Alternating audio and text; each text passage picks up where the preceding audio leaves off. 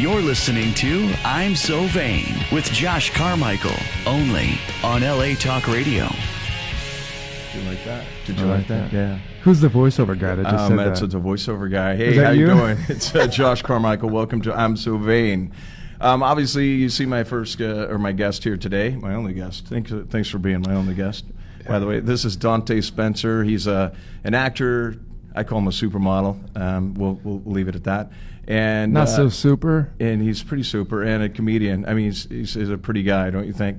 So it's the hair and makeup. So you'll have to check him out. What is it? The Dante Spencer. You tell him your links and stuff. Instagram, the Dante Spencer, and then on Twitter is Dante Spencer. And what's your YouTube? YouTube, I got a couple of YouTubes. Mr. Straightface and Straight Jacket TV show. What about the real Dante model or something, right? Is that the one? Oh, Dante the male model? Yeah. Yeah, that was a little a little Sacha Baron Cohen-esque male modeling fake television. Did that work? Did that work out for you? See, the goal was to assume a persona that was a male model that is not smart, because most male models are very smart. So, and then I would interview people, but they didn't know that it was fake. So my first interview... But it's really not fake because you are a model, no? I know. So what were you pushing there? It's a real fake show. How was the acting stretch on that? It was just myself. It just came across as really dumb. Right. I interviewed the Jewish president of the Museum of Tolerance. Museum of Tolerance. With a Hitler stash on. Yeah, I saw that one. Yeah. They didn't go over too... No, it was okay. She didn't even notice. Yeah. Well, here's... I don't know. Maybe the cut that I saw, she didn't really... I told her that I was... This is bad planning. I told her that I was doing a play as Charlie Chaplin. And I had to keep my mustache, so I had to rush in, and I couldn't shave my mustache off. I had a full Charlie Chaplin outfit on, and then I took it off for the interview. Oh, you did? Okay. Yeah, but the audience sees the reason I'm going to interview this lady, and I'm shaving, and my shaver, like a dumb model, runs out of Charlie. I lost you. Are you back? Yeah, okay, I'm back. There we go. Yeah. Welcome back. Yeah. Welcome back to the Josh Carmichael Show. I'm so vain. You took a pause there for a second. There's some Jewish technical guys in the back. Like, shut him off. Shut him off. I told you, no, non-political here. We are in Sherman Oaks. I know. So no, it was probably get hit for that. I'm sure, but yeah.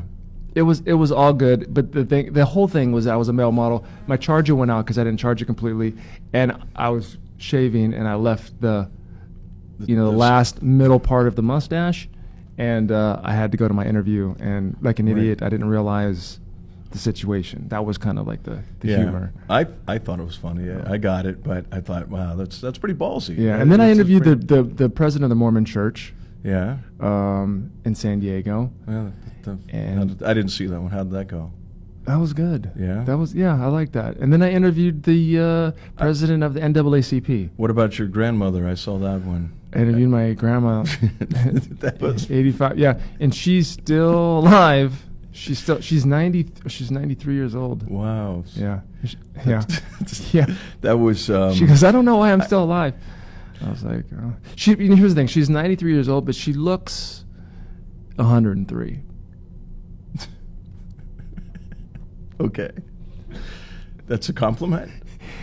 I mean, my mom goes, she's like a zombie. But it's the question, the subject matter that you asked her about was, I found, I don't know that I would ask my grandmother about sex and underwear. Remember, it was a male model. Yeah. Oh, that didn't understand the etiquette of. But that was your grandmother. That was really your grandmother. Yeah. So speaking of that, tell me a little bit of your history, or your family history, because I saw some articles and stuff you posted on Facebook. Seriously, not like the dumb male model guy, but the real you. Yeah. I'm actually half black. I don't look it. I had a casting director tell me that my casting type is a sexy terrorist. So you look European. I don't know. I was like, what's a sexy terrorist? Like, how do you have a sexy terrorist? I'm not even Middle Eastern. I'm not. Right. But I'm half black, half white. And was something about, was it your grandfather? Yeah, so on the black side... I thought that was really cool. Yeah. Yeah, my grandma, so my dad, this on the black side, she always told me that, because most African Americans, I'm giving a history lesson here, the average African American is 80% African. So there's 20% of like Anglo-Saxon and a mixture in there. And so on the black side, there is some white in the back. And my great-great-grandfather was white German, and he married the daughter of a slave. And this was like in the late 1800s. So it was Emancipation Proclamation had already happened, but it was still illegal for whites and blacks to intermarry.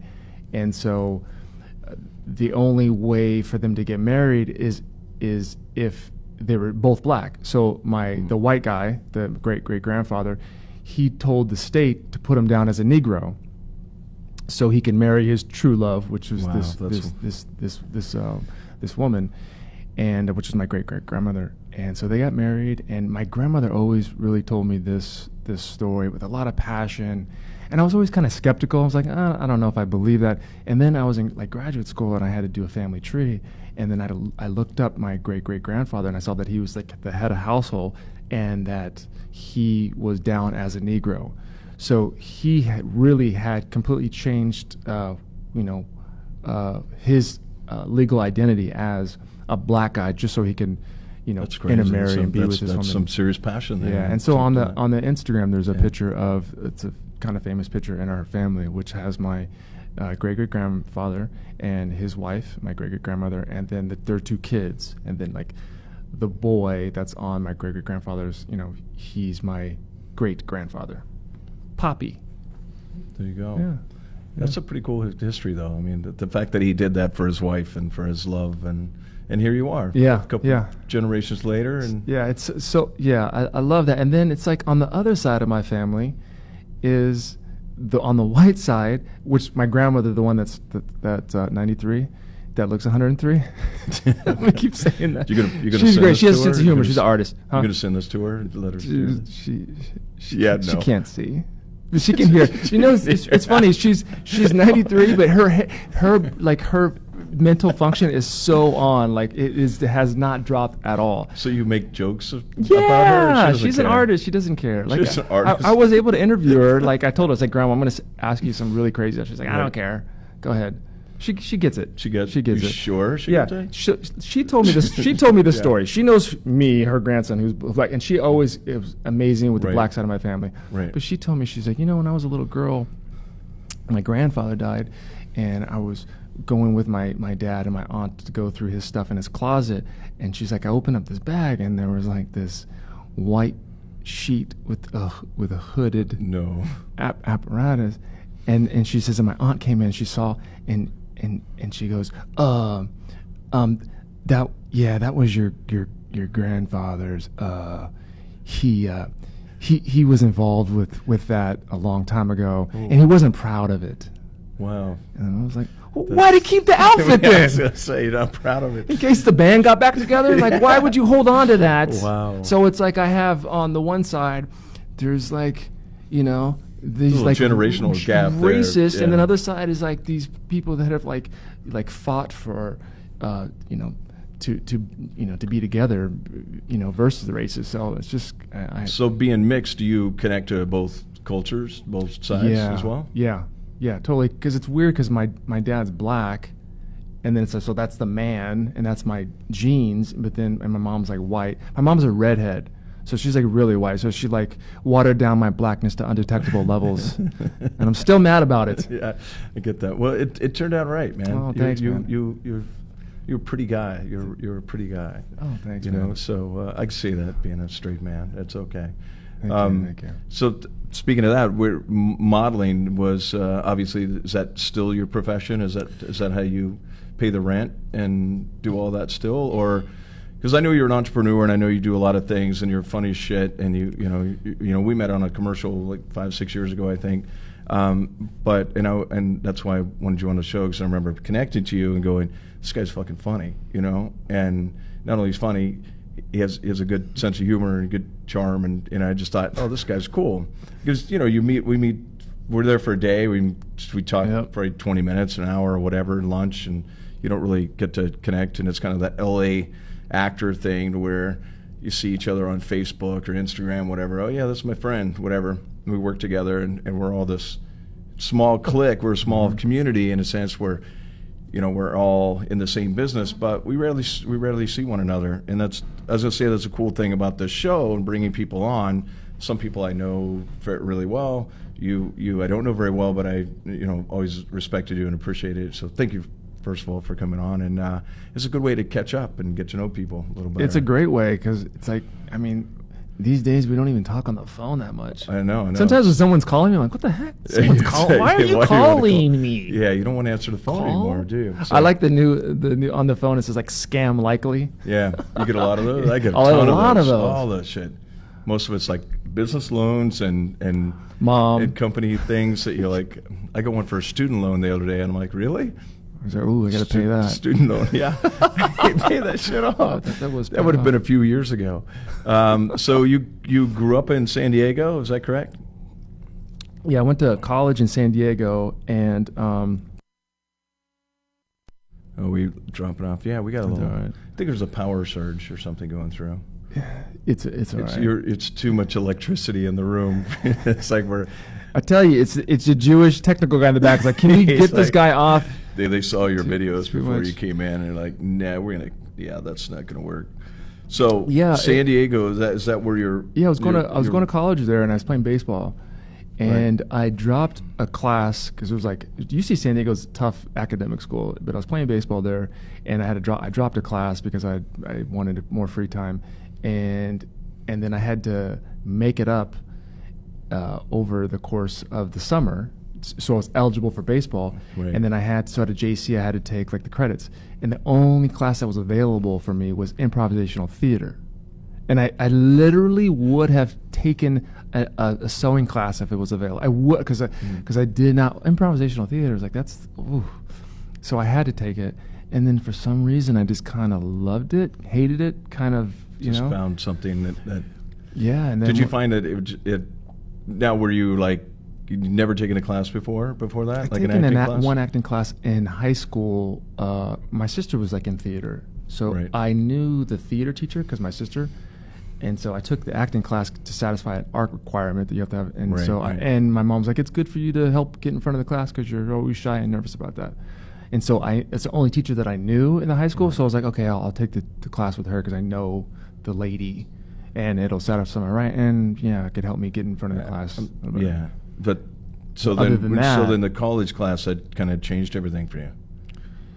Yeah, is that where the whatever they call it, like the bug that bit you, whatever? Yeah, it was that, and then there was a combination of. Or was it the fact that baseball didn't work out, and then I just kind of started to get bored of baseball. I mean, you just playing for so long and not having free time, and it just was like, I don't want to. I said to myself, would I rather be a professional baseball player or a professional actor? And I was like, I'd rather be a professional actor. And then I was like, well, why am I playing baseball still? Right. And I had a teacher, I had a professor, because I dropped a class, or I was doing bad in one writing class, and so the next assignment, he held me after class and he's like, hey, you really need to get up to par with the critical writing class and stuff. Right. So he's like, you need to get a good grade to pass this.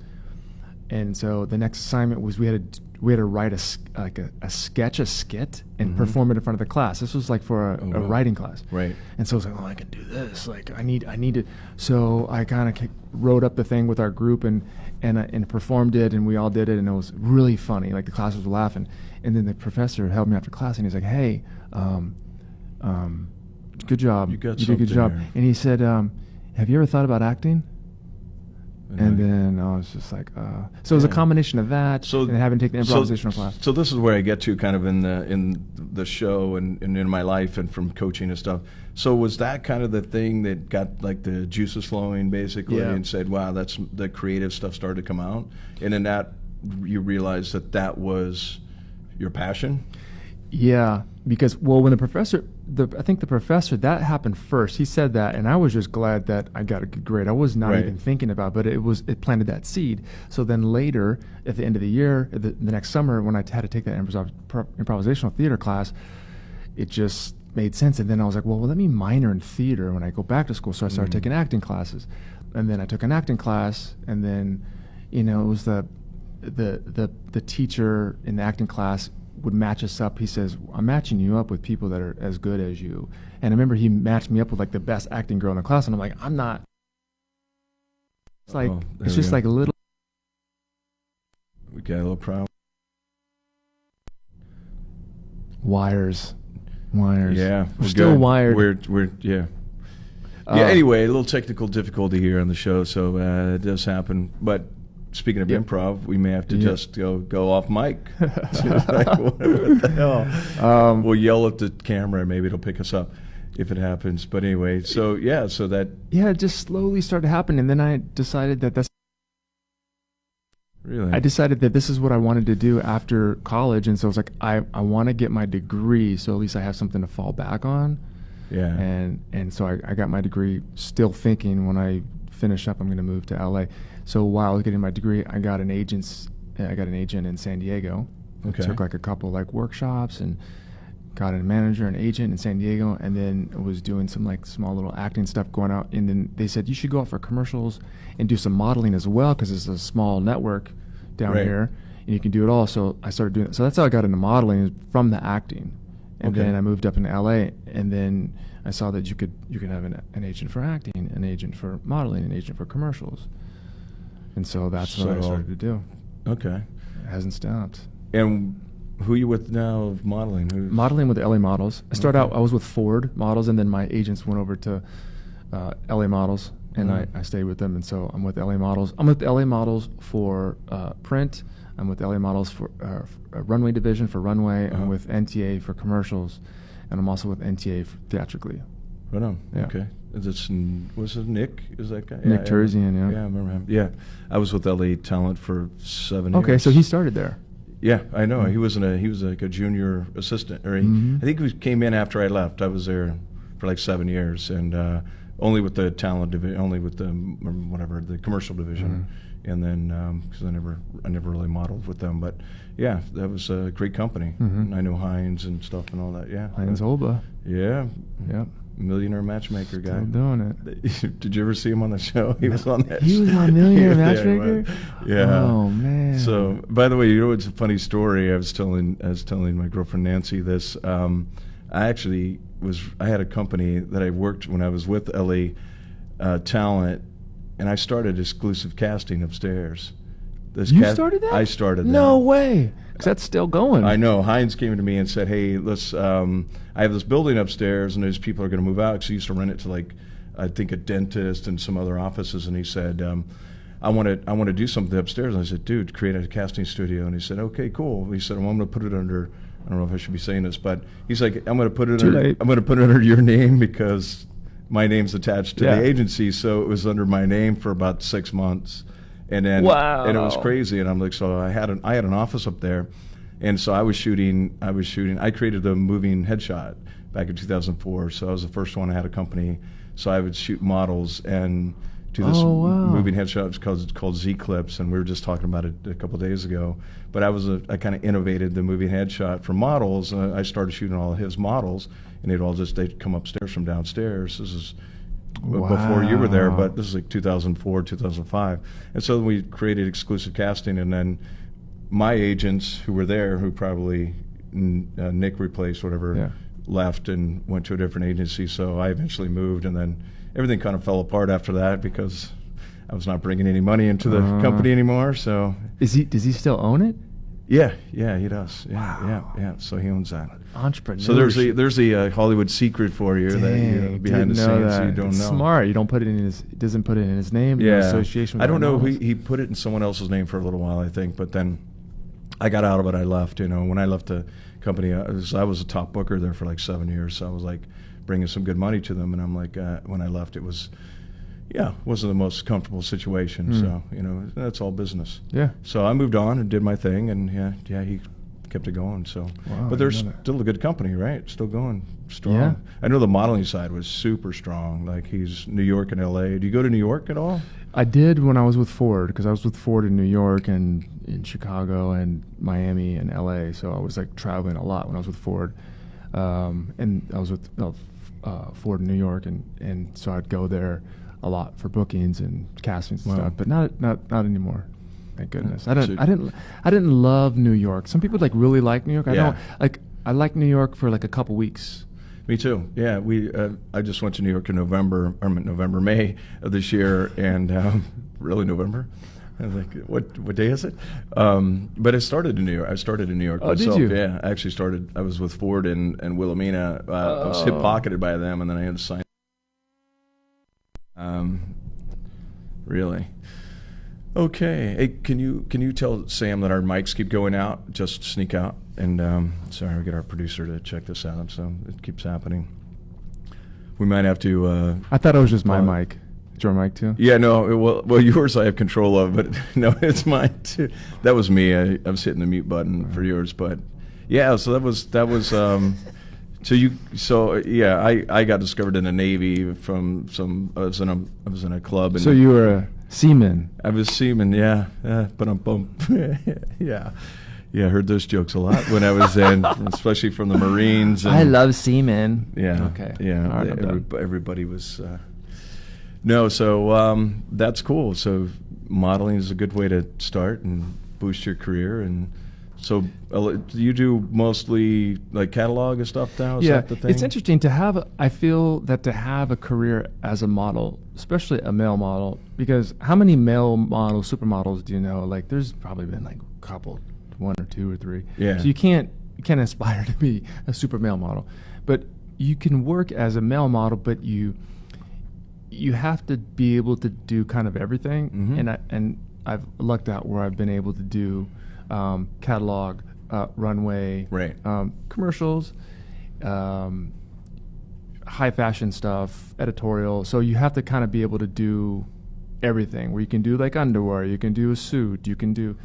And now, what do you do to stay in shape? Because you're still really fit, and you just every time I see you, you look the same. Oh, and thanks. I've known you 6 years at least, and I go, this dude never freaking. Did you know I wrote a nutrition book?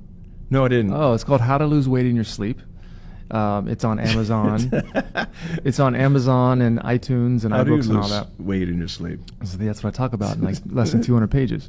But yeah, it's basically how I've been able to maintain staying in good shape. You just don't eat after 6 or something. No, it's if I were to recapitulate. I just learned that word. If I were to recapitulate, it's a big word. That's like a $3 my whole book book. in a few sentences, it would be. That's pretty good for a male model. Would be to eat small meals. So what's a small meal? A small meal is so you're hungry 3 hours later. So if you're hungry, you're like, right. Okay, what's the amount that I'm going to be hungry again in 3 hours? So it's eating that amount. For me, it's like less than 500 calories. It's like 430. So I'd eat around that amount, less than 500, and then I'll eat 3 hours later. So I basically eat every 3 hours, roughly the same amount, and then I don't eat 3 hours before I go to bed. And so it's like my body never has a reason to store fat because I never give it a reason. So I don't overeat. Do you eat really healthy stuff too, or are you pretty healthy? Yeah, I think the health that I try to have fruits and vegetables and stuff, but it's mostly like I try not to have stuff with chemicals and processed. So yeah, natural food, more natural foods, yeah. And usually if you eat more natural foods, you don't overeat as much. Like so think about if you have like raw almonds, right. You're not going to have that many raw almonds, but if they're like chips, you can just kind of keep going. Right. Yeah, so the raw stuff is good. Well, I guess I have to get the book or check it out. I can't believe you didn't bring me a copy of the book. I know, I did. It's like sometimes I forget. Wait a minute, I wrote a book. Yeah. Wow. Yeah, I should have brought you. Do you do stand-up too? Or yeah, I started doing. It's interesting. I saw something about that. Yeah. I started doing acting, but I started to realize that like most of all the stuff I booked for acting was comedy stuff. I don't know why. And a lot of times I'm just like the straight face, the straight face guy. But I was only booking comedy stuff. And so then I started doing pranks. Yeah. But the pranks to me wasn't because I was funny, it was that I was crazy. I was willing to do crazy stuff. And so I started to do that, and then from there, then I got on an MTV show doing pranks called Jerks with Cameras, and then from there, all the guys that I did pranks with all were stand-up comedians. And so I was just like, after a while, let me just try it, just to say that I did. And are you performing out now? Are you doing any of that? that? I do a lot of open mics. Okay. Which is kind of like the gym for wannabe comedians or like amateur comedians. And you did a show that, what was it called, The Real or something? You The were Real, like the yeah. man, the real man. What was the thing? It was called The Real. It was the same producers from my MTV show. Okay. It was the same producers that did Jersey Shore. Okay. So 495 Productions. They had me do The Real, where I was the in-house relationship guru. And the audience would ask me relationship questions, and I would give them. So I did like 2 seasons with them, and then I never got asked to come back after my last episode. Uh-oh, what'd you do? Well, see, in the beginning they had a producer that would like verify my answers, and then they just started to get used to, okay, he's fine, because they would kind of give me an idea of how they wanted it answered, and then I would kind of give it a flair and make it funny. Right. And so they had the main producer watching over, and then after a while they just had the associate producer watching over. Just gonna sit back and listen. And so my answer, I had, a lot of stuff in Hollywood. It's like you think it's on the fly, but it's produced. Like what we're saying, we've planned this out. No, but like on a TV show, except for this show, right? On a TV show, like stuff's planned out. You see any note cards? Right. There's no teleprompter. We're especially like network. The mic's not even working the whole time. It's like we didn't plan it. There's not even liquid in here. These are pretend. So that's a good thing. So even because I heard this, I've never been on the reality circuit yet. Even that's scripted, right? Mostly. Yeah. All the reality shit. That's all. Yeah.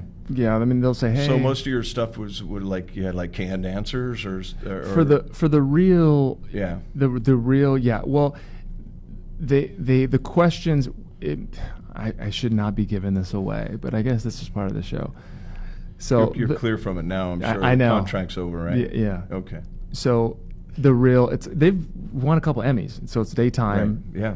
It's kind of like the Urban View, it's good, and it's on on Fox 3:00 in the afternoon every day, and so there was a part of the show where it was called Manslation. So the segment was the audience members would ask me a relationship question, but it seemed like the audience members were asking the question like on the fly, but the producers had given the audience members and selected specific audience members the questions. So then the audience members would have to practice their own questions at what they were given. I kind of wondered that because it seems. I was thinking because if I'm just a general audience member and you call on me, I'm not going to be that comfortable. I'm not going to be that right. Because I was like, wait a minute, makes for bad TV. And they're like they jump up and they're like, oh, they already. I felt like they on a lot of shows, not just that one obviously, but you go. Come on, they knew that ahead of time. Even like on Ellen, I can tell. It's like, come on, that guy works in the back. Yeah. It's like totally. Really. So, but for the layman who's watching, Middle America, like where I'm from, they buy real. all of that, Yep. and that's television for them, and they don't question it. Right. So that's. By the way, that's kind of part of what I want to do, and my goal in life and stuff is to motivate and to inspire people and to really wake people up, so that. Like this is a good education, maybe whether people hear it, take it, seriously or not, doesn't matter. But at least the more information you know, the more knowledge you have, the more awareness you have. We can all like kind of raise our consciousness. And so, kind of like you said, when you took that first acting class, from what I was hearing, that sparked something, sparked your emotions and sparked all that you was probably dormant and quiet and. Whatever, you probably weren't as goofy and silly in public as you were, when you started taking that class, right? So you probably, growing up in sports and all that, you don't really express yourself unless you're, having a few beers with the guys and whatever and being goofy. But there's something to that, and I think for all of us who kind of grew up in that world, that once we start to express ourselves and grow, and it opens up. Tell me if I'm correct. It opens up so many other opportunities. Like you start to see, wow, the world's a bigger place. Like you said, like modeling, acting, commercials, all these things, like writing books and teaching and speaking and touring and all of that.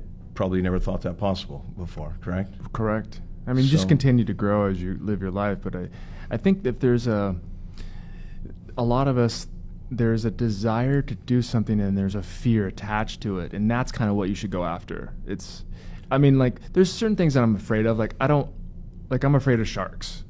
I don't need to go in the ocean and swim with sharks to overcome my fear because I don't really have a desire to do it. Yeah. But if I kind of really loved sharks, but I was, and I had that fear, and a desire attached to it, then I should do it. There's something behind that fear that's attached to it. Yeah, there we go. What do you keep doing? Because every time you move that one way, it's like it's just that twitch that you have that knocks the power. I'm kidding. The Tourette's are gone now, right? but so to finish up the real story, So the audience members asked questions. So we got comfortable, the producers with me doing that, and then all of a sudden, one of the questions that I was given, that I prepared the answer for, and I got it approved by the associate producer, was, can men fake an orgasm? But it's network television. They're back there. It's network television, they just went out. So you have to say the big O. Like you can't say orgasm. No, really? You can't say orgasm on network television. Wow, I didn't and it's know. Like daytime, so it's like 3 o'clock. So I guess maybe kids could be watching. I don't know. Right. House moms. So the question was, can men fake the big O? Wow. And then my answer was yes. And I've done it many times. And all the audience is like 90% women. They're like, wow, what? And so my answer, which was approved, was it's the same reason why women would fake it. We're tired, just not performing well, or know that our performance is going down, literally and figuratively. And or substances that we had too much substances in our body, and whiskey, whiskey affects you a little. Yeah, it's affecting you stuff. Can say it, and so there's a lot of reasons. So we just would fake it, and so that I said, but the only way you can do it is if you have a condom on, obviously. So I said, so ladies, if you want to know if your men faked an orgasm or faked the big O, check the trash can. No, and they didn't. That didn't. That didn't. They later told me so that you gave too much information, basically. Well, the visual of the condom in the trash can with material content inside. They didn't like what that elicited, and the fact that got approved, and then the director got in trouble, and the producer got in trouble, so then they got mad at the producer that approved it, and then the producer that approved it got mad at me, and I was like, listen, I'm just, I'm trying to say funny stuff, that's kind of true. It is true. I've faked a couple, but but it got approved, and so they just were like, maybe I thought I was a loose cannon, and so that was my last episode. So how did that end? Did they just say, okay? They just didn't ask me back. That's it. Yeah. So nothing, no negative. They just no. They just they let me know that they were mad at that time. It was like a big commotion, right? And then they try to edit around it because live, that kind of television, you can edit, like it's not live. So they edit it, but they kind of didn't make sense the way. I know. I like that it's pre-recorded live. Yeah. Pre-recorded live. Yeah. So they just didn't ask me back, but. It's an ongoing show. Yeah, so we can't censor anything here. It really is live. It really is live. Yeah, nice. I mean, you can go back and edit later if you'd like, but we're gonna just keep it as it is. So where are you going now? What's your plan? What are you doing? So my next? What's your big goal for the year? My big goal for the year is I'm starting a PhD program. Serious? Yeah. Wow. Depth psychology. So I'm going to be a doctor. For real? Yeah. Wow. 4 years. 4 years. So it's a 4-year program. So I'm going to keep doing everything I'm doing. And have you started already? No, I start next month. Where are you going? It's in Santa Barbara. It's called Pacifica Graduate Institute. Pretty excited about it. Wait, is that the spiritual psychology one? No, I got a master's in spiritual psychology in. Almost went to that one in Santa Monica. Yeah, I know amazing. That one. Yeah. They no longer give the master's degrees out anymore. It's not that, so, but they still have the certificate, which is the same similar. Of course, you don't have homework and you don't have statistics and all that stuff that you would need for the state, but it's still an amazing program. USM, University of Santa Monica. That's a spiritual psychology. So it's I heard about Pacifica through there, but Pacifica is more, it's heavy Jungian.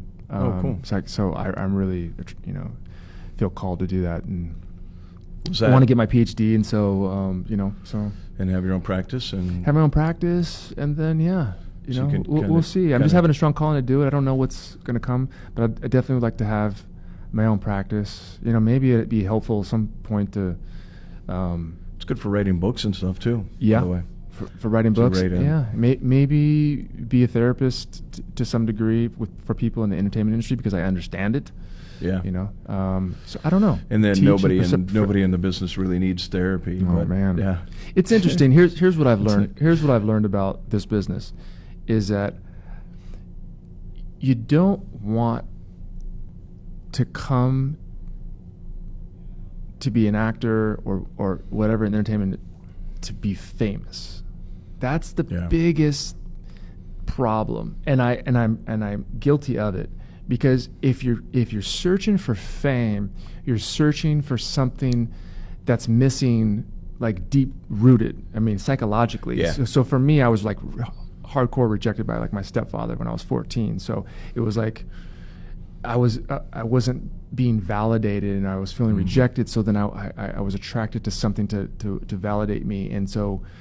Fame in itself, I believe, is something that's going to validate you, to feel that you're important, to feel that you're big. So you don't enter this business because you want to be famous, because most likely you're not going to be famous. You can work, but there's only very handful of people who are like famous. You don't want to go after fame. You want to go after the art, and you want to be good at your art form. And you can work as an actor, and you can be very successful, make a lot of money, but not be a household name where every mom knows who the person is. There's just like, it's very unlikely. Well, then becomes a lot of pressure if you get to that level, as I'm sure you know people that are there, and I've met people that are there.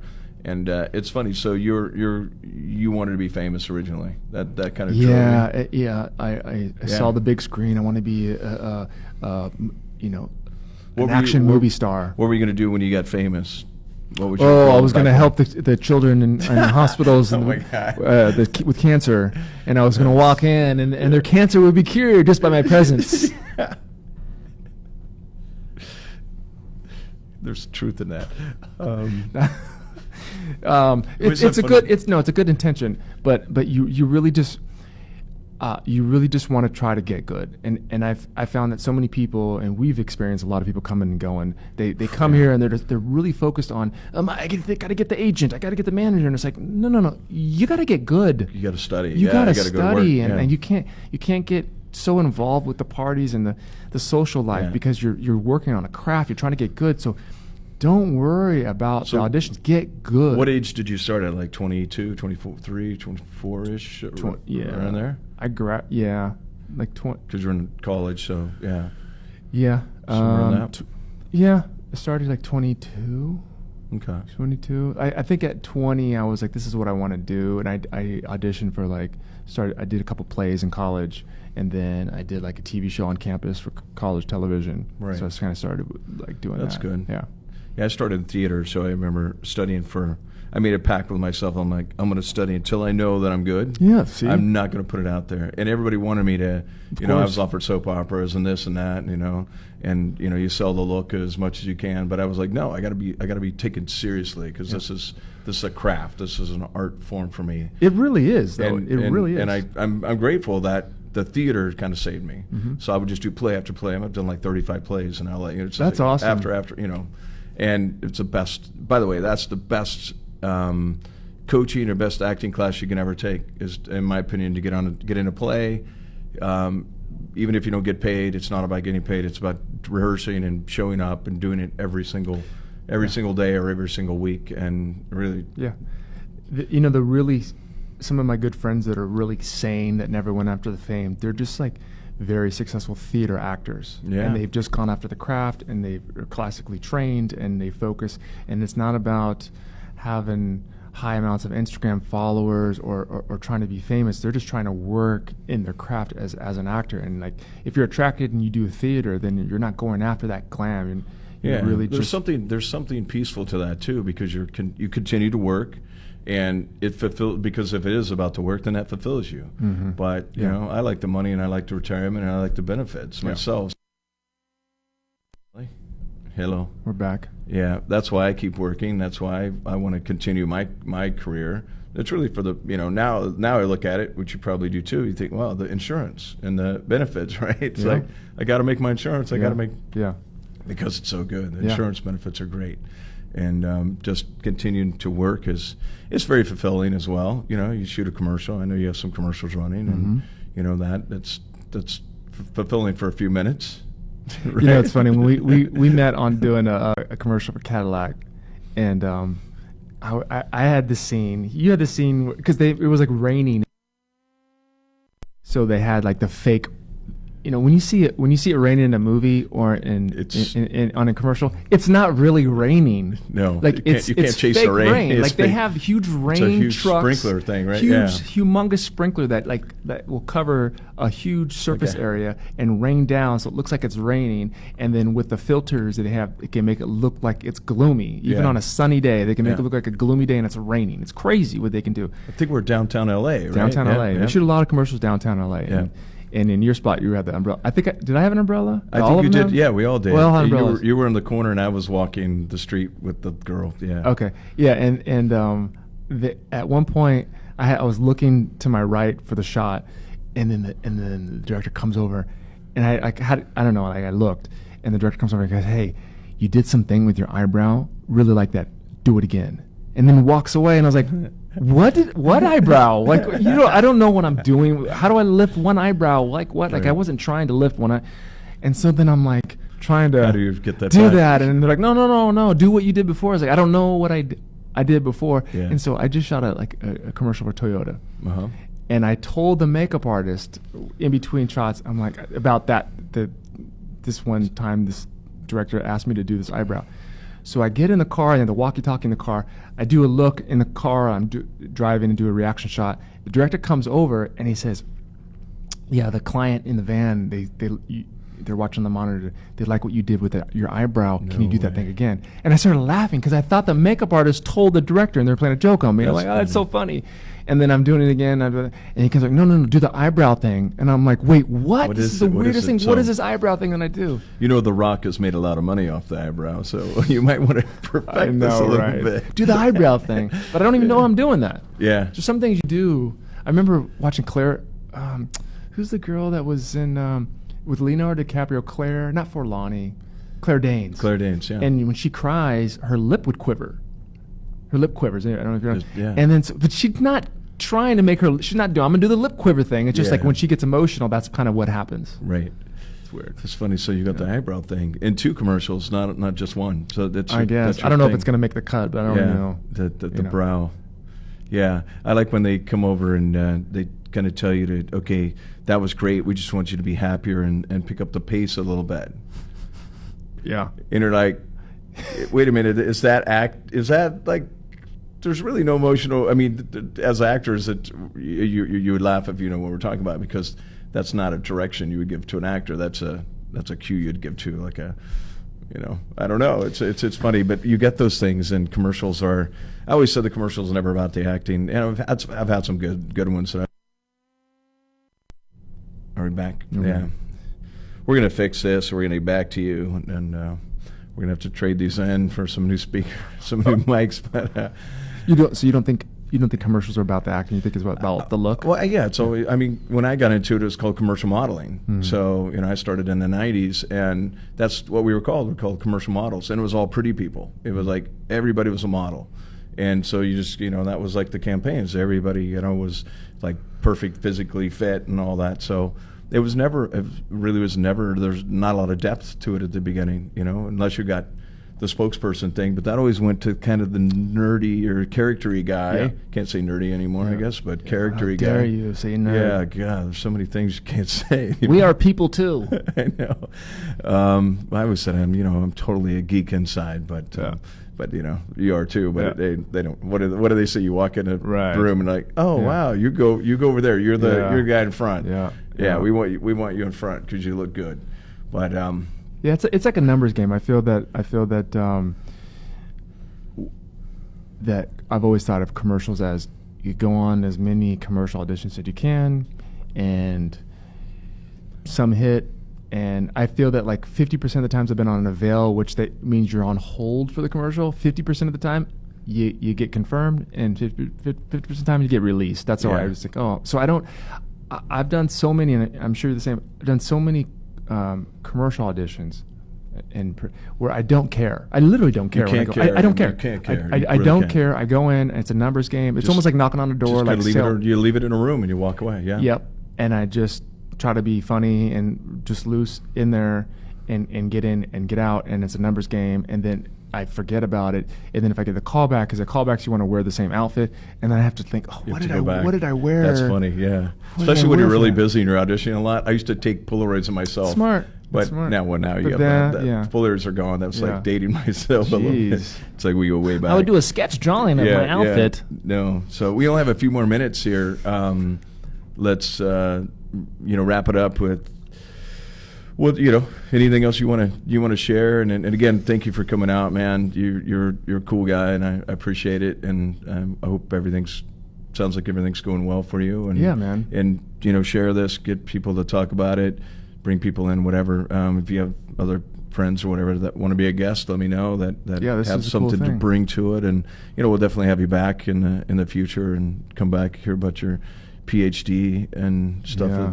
That's pretty awesome, man. I've always had an interest in psychology, so I totally connect to that, and I think it's directly connected. I just wrote a book, by the way, and it kind of it's more like spiritual psychology, self-help thing, and it's going to publishing here soon. But what's the title of it? It's called The Process Code. Cool. Unlocking your past to live your future. Ooh. Pretty deep, right? Really deep. You like that? Yeah. Nice. I love it. That's a good one, right? Yeah. It's fantastic. So writing a book is it's a big accomplishment. It is. I did a couple little, like acting things on Amazon, like self-published, but of course I sold like 3 copies, I think. But, books don't really. It's not about selling now. Wow, that just went out. It's all about the microphone. It's about the microphone. You want to invest in good mics and have a good show that way. But no, so mine's more about and that's what I was saying for you. Like, if you have a PhD, you can sell more books. That's what people ask. Like, if you have a degree, you can get this published, like at Random House or whatever, like some big or Hay House or whatever. So I'm going down a different route, looking at different publishers right now. But I want to do the speaking tour and the seminars. That's what it's about. That's where it is. For sure. It's funny because you said a joke where you want to help the children and stuff when you became famous. I actually do. So I do want to get back. What? I really do. No, of course, that's admirable. Of course, that's what we're here for. Yeah. We're here to give back, and